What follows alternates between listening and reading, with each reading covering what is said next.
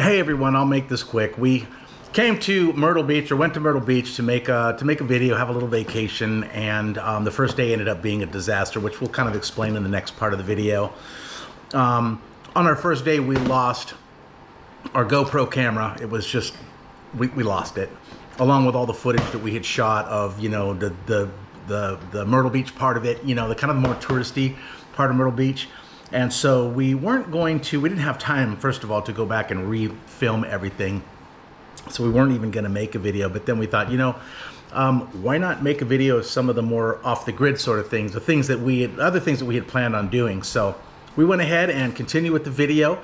So you get to see things that are lesser known places in the Myrtle Beach area. So we hope you like it. And don't forget to subscribe and like and all that good stuff. And we hope you enjoy it. Thanks.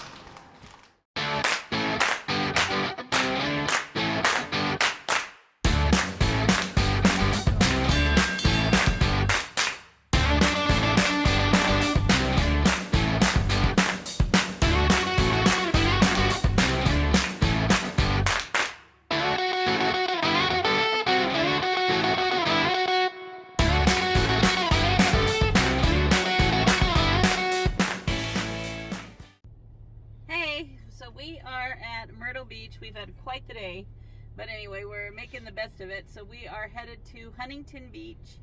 There's some cool things to do there that we can go and take the dogs and wander around a little bit.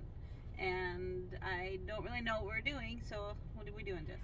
Well, let's tell a little tale of our disastrous day so far. Why I look so crazy? This is our first full day here. Actually, our only full day because we leave tomorrow.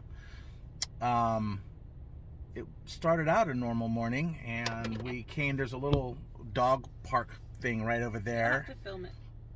And there's a kind of like a dumpy pond in there. It's like a swamp. It's a duck poop swamp. Yeah, snapping turtles, and from what somebody told us, I believe there may be some small alligators in there. I didn't see any, but that's what the guy who was over here said. Yeah, he thinks that there's alligators in there, but I don't know. You tell the story. I had to go back to the hotel room to get something from the hotel room, and when I came back, I could kind of hear her hollering over there. Now, is that how you do? Yeah, that's how I knew. What was I saying? He was like, Zeus, Zeus. You were just screaming Zeus's name. Oh, because he wandered off. So I went around. I had you to kind of walk over this way to get over to the entrance to it. And when I came around the corner, I see her standing in the swamp, holding Lizzie, who's struggling and bucking all over the place. So I was taking her to go potty, and we got kind of near the water's edge, and she fumbled a little bit, and I didn't realize that her leash wasn't on her, or her collar wasn't on her tight. She's lost a little bit of weight since she's gotten older, so it was a little loose on her. So when I went to pull her up by the collar, she flipped her head back and got off the collar because she couldn't get her balance, and then she flipped backwards and fell right in the middle of the swamp. So yeah. I see her, and she's got discombobulated because it's all black. You can't tell up from down, and think about it. She's under the water, so she's going down instead of up to get out. And so I'm watching her for a second, and your mom instinct just kicks in. So I dove into the duck poop alligator swamp and saved my dog.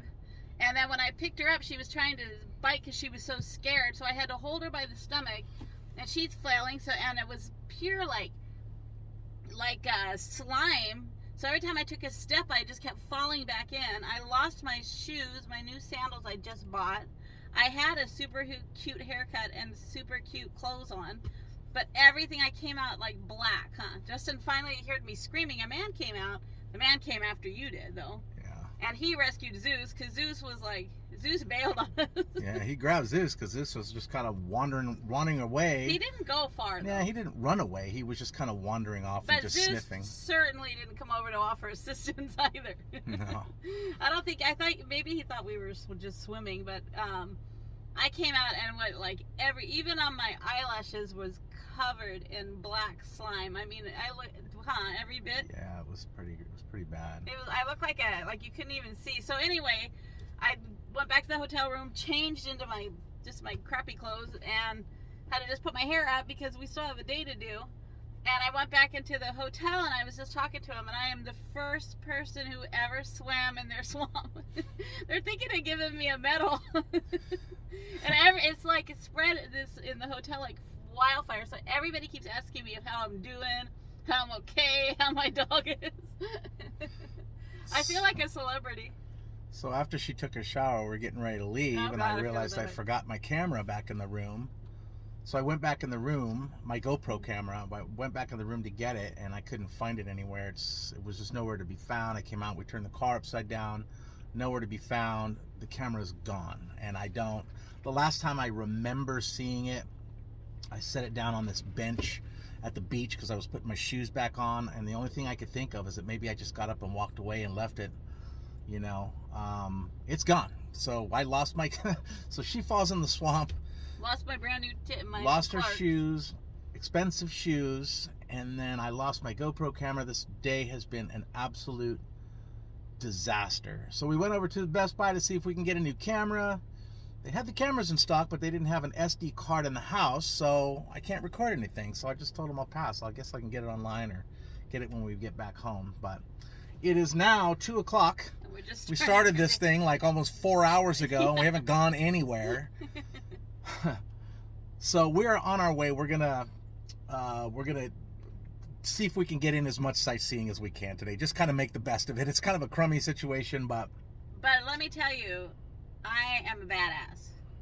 So we're gonna pick up when we hit our first destination. I have a list of stuff. I'm not sure which one we're gonna go to first, but we'll pick up when we get there. So we'll see you in a bit. Bye.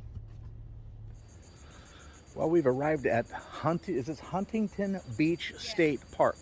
It's just outside of Myrtle Beach, and this is actually, it is now 2:45, and we've reached our first destination for the day. But we're gonna make the best of this. I mean, you know, it's been a cruddy morning, but it doesn't mean it has to be a cruddy day. So, all right, back at the beach.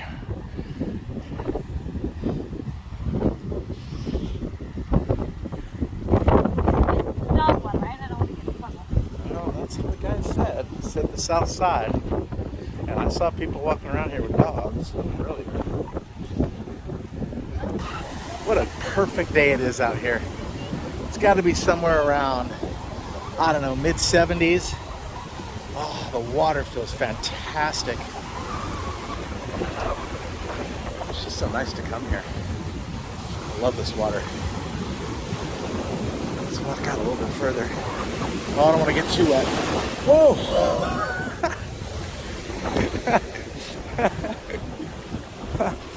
Oh, man. That feels good. Elizabeth?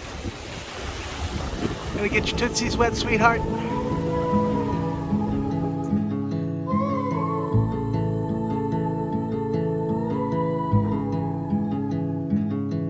Take a train ride just to see you. Ride for hours just to please you. You don't know how much I need you. 'Cause you're my home away from home, away from home, away from being alone.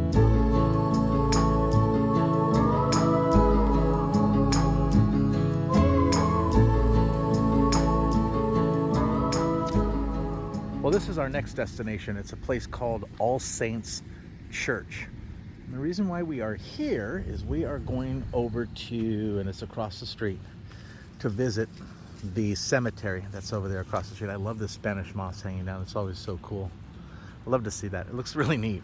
But anyways, so there is a lady named Alice Flagg that is buried in that cemetery over there.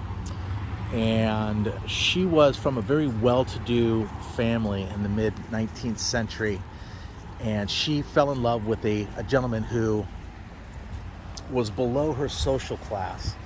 And her brother, who was a prominent doctor in the area, decided that he did not want her to be involved with this guy because, like I said, he was just out of their social class. But she didn't care. She and this gentleman fell in love with each other, and they had a secret engagement. And Wait, she, isn't that kind of like the story of you and I? I know. You were out. I was out of your social class. Yeah, you were. I was much higher social class than you. Yeah, right. Anyways, I was from the verb. anyways, let's cross.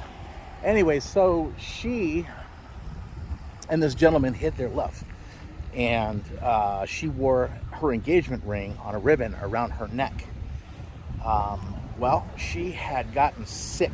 A lot of people think it was malaria. She had gotten malaria and became really sick, and she came back home to the family house where her brother lived and was kind of recuperating from her illness. And the brother found the ribbon with the ring around it, and he took that ring off and he threw it, I guess he threw it in a creek from what I read, so it was gone. And when she woke up and found that her ring was missing, she was absolutely heartbroken, and her malaria and her sorrow together, eventually she passed away. She didn't make it. And so the saying or the story is that she died of a broken heart. Her name is Alice, and we are here now in the graveyard. We crossed the street, and we're going to look for her grave and see if we can find the grave of the lady who died of a broken heart. Well, we found her. This is the grave of Alice. And it's kind of cool because people come here and they bring rings, and they leave like rings for her. Somebody left some buttons. There's quite a bit of seashells here. I don't know exactly what that signifies, but yeah, Alice died of a broken heart. It's a sad, sad story. It really is. And then look over here. It's her father? I don't know. When was this? It doesn't say when she was born. Because it says that. No, it just has her name. It said they had Albert, Ward, Alice, Eben, and Maddie. And it looks like Eben and Maddie were lost in the storm in 1893. On Magnolia Beach. So as the story goes as well, or the legend I should say, she can be seen here on occasion, her specter, and from what people claim to have seen is that she looks like she's searching for something. She has her hand over her chest where the ring would have been. So people say that they see her wandering through here, clasping her chest, looking for something. It is a really beautiful but creepy cemetery, isn't it? I wouldn't say it's creepy. I'd say it's beautiful here. I wouldn't mind being buried here. Look at that Spanish moss hanging from the trees. And That's Alice just, wants us I mean, moving. look at this tree. Look at how I know. old this tree is. Isn't it amazing? Yeah. Look at how lucky Graves is. Look where he's buried. This is that's an interesting name, right? Graves. And they got the prime primo spot. This is a beautiful cemetery. And everything is like really old. Like this was This person. 1832 to 1880. 1880, yeah. Yeah, I guess the family home was a place called Hermitage, which isn't too far from here, from what I understand. Are we gonna go see it today? No. I just didn't put it on the list. You might be able to find it if it's not too far. Well, anyways, some people say that they see her ghost there as well, holding the chest. As I've said in our videos before, I don't know if I believe any of that stuff, but I don't know. It's just kind of an interesting story, and it brought us to this really beautiful cemetery, and glad we were able to come here. Okay, so we've reached our final destination for the day. This is called the UFO House. It was built in the mid-70s. The architect was a guy by the name of Vanderclout. Can't remember his first name, but it was Vanderclout. And this house was built to sustain hurricane winds of up to 300 miles an hour. And I'm going to turn the camera around here in a second. You'll be able to see what it looks like. It's kind of a flying saucer. People call it the UFO house, people call it the Jetsons house, people call it the flying saucer house, but check this out.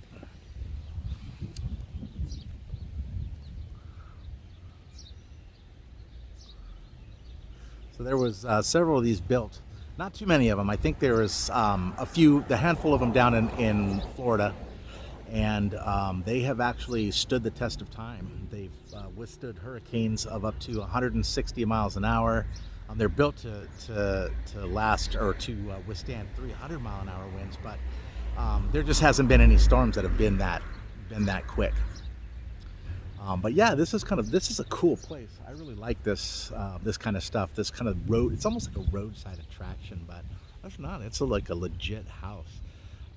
I did see some videos online of one that was down in Florida, and it looked like it'd been kind of falling into ruins. Like people were getting into it, and they were They were graffitiing the inside of it and that sort of thing. But the one in Florida actually had up there on the second level, because most of the houses here are on stilts. I'm assuming because of the potential for flooding and stuff like that for the hurricanes.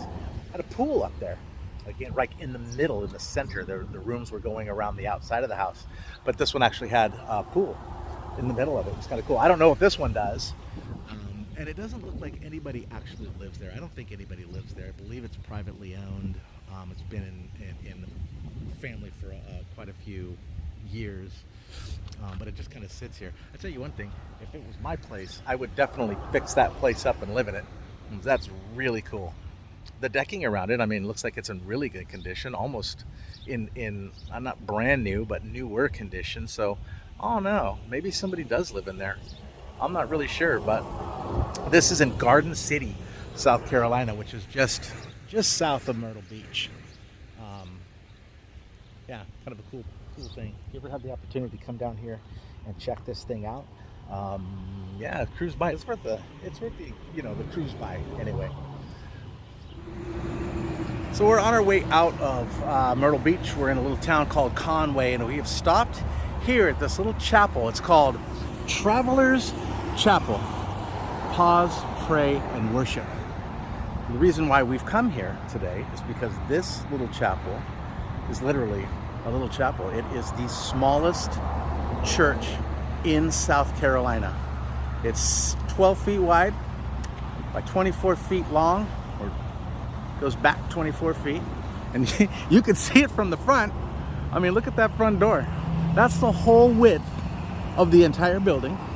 And then I'll kind of come over here on the side, and you can see, I mean, it's like something you put your tools in. It's like a tool shed.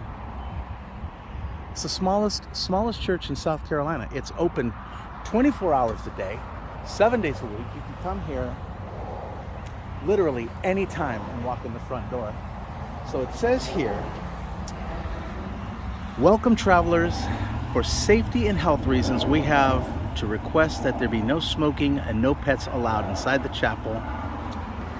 Okay, that's more of a disclaimer. I thought it was going to be something interesting about it, but let's take a look inside here. Oh, wow. Look at this. It's like you can get 2 people to each pew. So you got 2, 4, 6, 8, 10, 12 people. Maybe 12 people can fit in here. Is there like a guest book? Yeah, you're supposed to write that.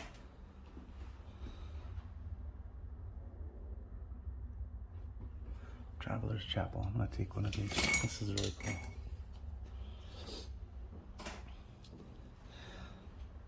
Well, the pins are out of you. Look at that. It's got little, is that a stained glass?